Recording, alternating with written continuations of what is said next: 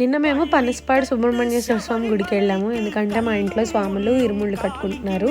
తినైతే కన్యస్వామి అనమాట. చక్కగా 40 డేస్ మండల దీక్షని కంప్లీట్ చేశారు. సో శబరిమల అయితే వెళ్తున్నాడు అనమాట. తను మా బావగారులు అందరూ నేను ఇరుముళ్ళు కట్టుకుంటున్నారంటే అక్కడికి వెళ్ళాము. మీలో ఎంతమందికి ఇలా అయ్యప్ప స్వామి భజన చేస్తుంటే ఇష్టం? నాకైతే చాలా ఇష్టం.